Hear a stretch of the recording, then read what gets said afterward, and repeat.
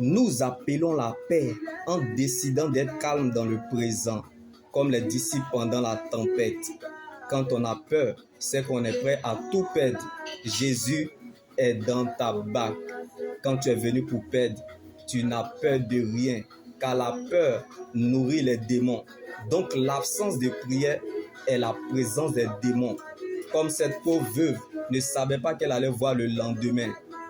Si Dieu pouvait te montrer le futur, sois donc rassuré de ton lendemain. Tant que celui qui a fait le testament est vivant, ce n'est plus ton combat, car Christ a été ressuscité pour toi. Donc il y a encore de l'espoir tant que Jésus vit pour toi. Quand on compte sur Dieu et dépend de sa parole, on ne s'attend pas à la facilité, mais on se sent à l'aise dans l'épreuve, car l'épreuve nourrit la foi et la foi nourrit Dieu.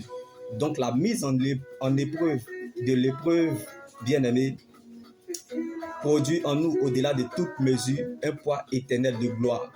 Donc quand Dieu donne les ordres, Satan exécute. Les anges sont en action. La terre tôt ou tard suivra son cours. Les hommes n'auront pas d'autre choix que de collaborer pour ton propre succès et ta propre réussite. Car tu es le résultat de l'amour inexplicable de Dieu.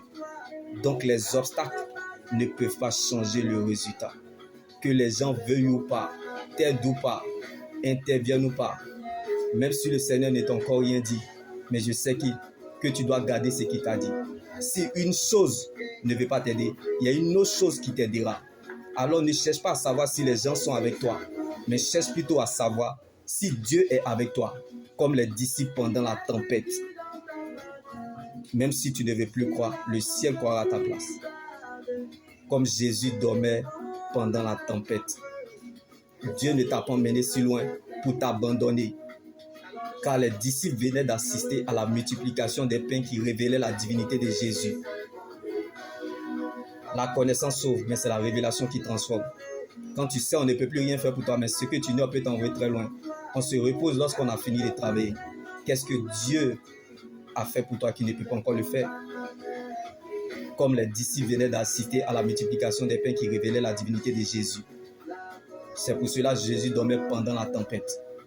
Alors regarde cette situation comme un match rediffusé, car tu as déjà le score de ce cas impossible depuis la croix de Golgotha. Ce qui t'a fait mal hier à Gethsemane et te trouble aujourd'hui à Golgotha deviendra un témoignage pour toi demain en Galilée. Alors n'aie pas peur de descendre au poteau du désert, comme Jésus au poteau de la croix à Golgotha, car tu vas monter avec lui en Galilée. La fête changera de camp, car ce n'est pas la joie du moment qui compte pour Dieu, mais plutôt la finalité de son plan qu'il a déjà établi pour notre vie.